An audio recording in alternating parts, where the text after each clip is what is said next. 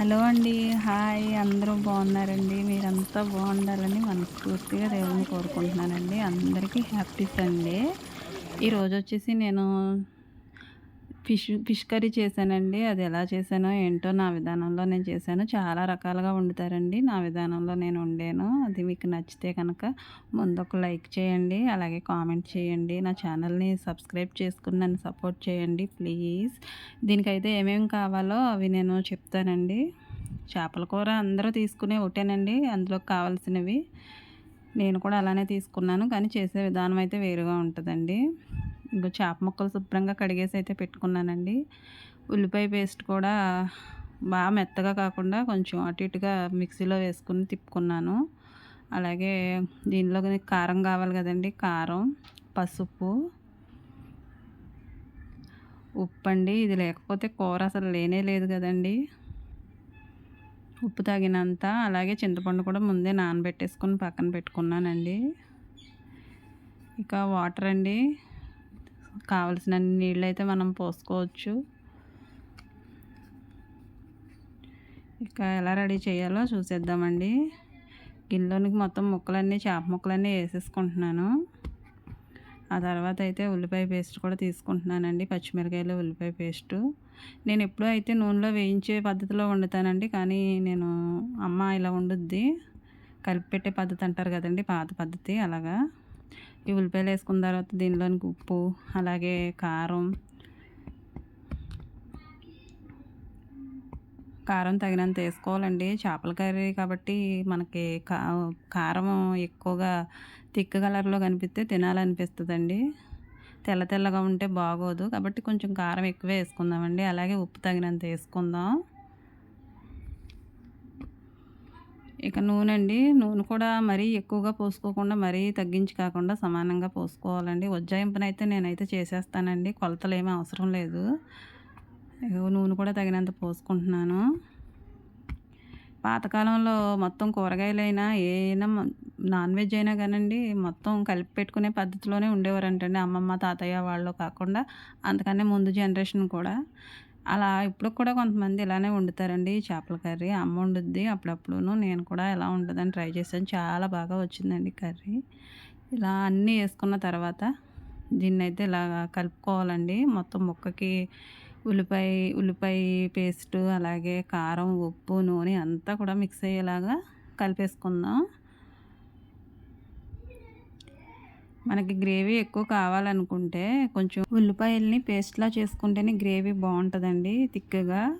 అలా కాకుండా మనం ముక్కలుగా చిన్న చిన్న ముక్కలు కోసుకున్నా గానండి మనకి గ్రేవీ థిక్‌నెస్ రాదండి. పలచగానే ఉంటది పులుసులాగా.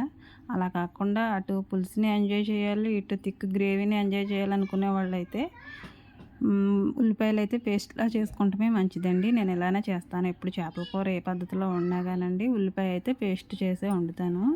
మరీ పేస్ట్ కాకుండా అటు ఇటుగా కొంచెం మిక్సీ పట్టుకుంటానండి. మా వాళ్ళైతే రోట్లో రుబ్బుకొని అయితే చేసుకునేవారండి ఉల్లిపాయలని దంచుకొని. మొత్తం మిక్స్ అయిపోయిందండి ఇదంతాను. ఇందులో నీళ్ళు పోసుకుంటున్నాను తగినన్ని. ఇలా నీళ్ళు పోసుకున్న తర్వాత మనకి ఎంత వాటర్ అయితే మనకి ముక్క మునిగే వరకు ఉంటదో అంత వాటర్ పోసుకోవాలండి. ముక్క మునగాలి.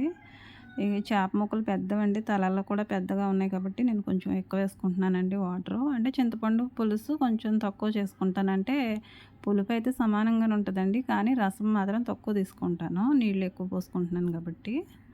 అలాగే నాకు కారం తక్కువ అనిపించిందండి. అందుకని కొంచెం కారం యాడ్ చేసుకుంటున్నాను. అలాగే మనకి ఉప్పు కూడా ముందే ఇంత ఏసేయకుండా కొంచెం తగ్గించే ఏసుకోవాలండి. తక్కువైతే మరలా ఏసుకోవచ్చు ఉడికేటప్పుడు. అందుకని ముందే నేను అన్నీ కొంచెం జాగ్రత్తగా అయితే ఉప్పు కూడా తక్కువ వేసుకుంటాను. మళ్ళా యాడ్ చేసుకోవచ్చు అనేసి. ఇలా మొత్తం కలిపేసుకున్నానండి.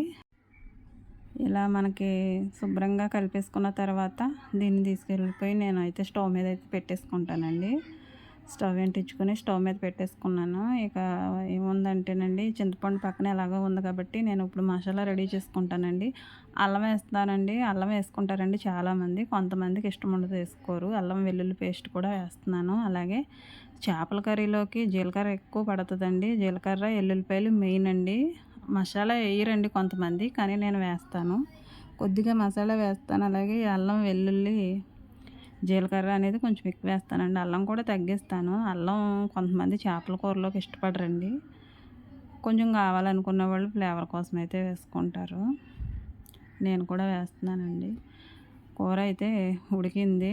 సగం ఉడికిపోయిందండి. సగం ఉడికిన తర్వాత అయితే నేను చింతపండు రసం వేస్తానండి. ముందే వేసుకుంటే నాకు అదంతా పులుపైపోయినట్టు ముక్కలేమో ముక్క గట్టిపడుద్ది కానండి, ఉల్లిపాయ ముక్కలు కూడా దాంతో పాటే గట్టిపడిపోయి బిగిసిపోయినట్టు అయిపోతాయి. అందుకనైతే నేను ముందైతే చింతపండు రసం వేయనండి. సగం ఉడికిన తర్వాత అప్పుడు వేస్తానండి. సగం సగం అయిపోవాలి కూర. అప్పుడే నేను చింతపండు రసం వేస్తానండి. లేదంటే చాలా పుల్లగా ఉంటుందండి. మనకు చేపల కూర తిన్న టేస్ట్ కన్నా మనకు చింతపండు ఎక్కువ ఫ్లేవర్గా ఉంటుంది, అలాగే పులుపుగా ఉంటుందండి. కాబట్టి నేను సమానంగానే తీసుకుంటానండి చింతపండు రసం అయితే. మరీ ఎక్కువ వేయను, మరీ సరిపోకుండా వేయనండి. సరిపోకుండా వేస్తేనేమో నీసు వాసన వచ్చేస్తుంది, ఎక్కువ వేస్తేనేమో పులుపు వచ్చేస్తుంది. అందుకని నేను తగ్గించి సమానంగా వేసుకుంటానండి. మసాలా అయితే మిక్సీ పట్టేసుకున్నాను. అలాగే ఈ అల్లం చిన్న ముక్క తీసుకున్నానండి. ఇవి పీసెస్ లాగా చేసుకుని కడిగేసుకుని శుభ్రంగా ఇందులో వేసుకున్నానండి. దీన్ని ఏమంటారంటే దీన్ని చిన్ని రోలు అంటారు కదండి, కుందే. ఇందులో వేసుకున్నాను. అల్లం వెల్లుల్లి పేస్ట్ నేను ఎప్పుడు చేసుకున్నా ఇందులోనే చేసుకుంటానండి. అప్పటికప్పుడు నిల్వ ఉంచుకునేలాగా అయితే ఉండదండి. కొంచెం ఇందులోనే పట్టుకుంటాను. ఇక చేపల కూర కూడా చాలా మటుకు ఉడికిపోయిందండి. పులుసు అంతా దగ్గర పడిపోయింది. ఇప్పుడైతే నేను మసాలా కూడా కావాల్సినంత ఇందులోకి ఎంత సరిపోద్దో అంత వేసుకుంటున్నానండి. మసాలా తక్కువ వేసుకొని వెల్లుల్లిపాయలు జీలకర్ర పేస్ట్ ఎక్కువ వేసుకుంటే చేపల కూర మనకి సరైన ఫ్లేవర్లో ఉంటుందండి. చాలామంది అయితే ఉత్తి ఎల్లుల్లిపాయలు జీలకర్రే తీసుకుంటారు, అదైతే ఇంకా బాగుంటుందండి. కానీ కొంతమంది అలా తినరండి మా వాళ్ళు. అందుకని అయితే నేను మసాలా కూడా యాడ్ చేస్తున్నాను. అమ్మ అయితే ఓన్లీ జీలకర్ర వెల్లుల్లిపాయలే వేస్తారు.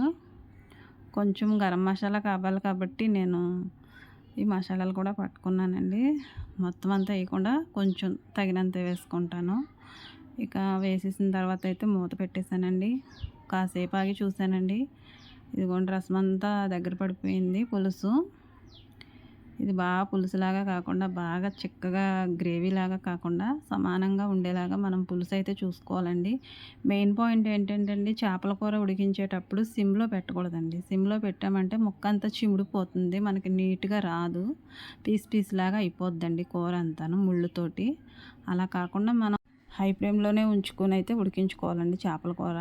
అదే చికెన్ అయితే మనం సిమ్లో పెట్టుకున్న పర్వాలేదు కానండి, ఈ చేపల కర్రీ మాత్రం సిమ్లో పెట్టకూడదు, హైలోనే పెట్టాలి. ఇదిగోండి కూర అయితే రెడీ అయిపోయిందండి. మూత ఇలా కొంచెం అలా ఆవిరిపోయేలాగా పెట్టాలండి, లేదంటే మనకి కొంచెం ఇబ్బంది అండి. ఈ ఆవిరంతా అలా లోపలే ఉండిపోతే మనకి తిన్నాక కొంచెం ఇబ్బందిగా అనిపిస్తుందండి. అందుకనే నేను పక్కకు పెడతాను. కూర అయితే చాలా బాగా కుదిరిందండి, బాగుంది. పులుసు నేను అనుకున్నట్టే వచ్చిందండి. మరీ ఎక్కువ పలచగా పులుసులాగా కాకుండా మరీ థిక్ గ్రేవీలా కాకుండా సమానంగా వచ్చిందండి. కూర చాలా నీట్గా ఫస్ట్ టైం నేనైతే ఇలా కలిపెట్టి చేశానండి. అయినా చాలా బాగుంది టేస్ట్. పిల్లలు కూడా చాలా ఇష్టంగా తిన్నారు. మీరు కూడా ఒకసారి నచ్చితే ట్రై చేయండి. అలాగే నా ఛానల్ని తప్పకుండా సపోర్ట్ చేయండి, సబ్స్క్రైబ్ చేసుకుని. Thanks for watching.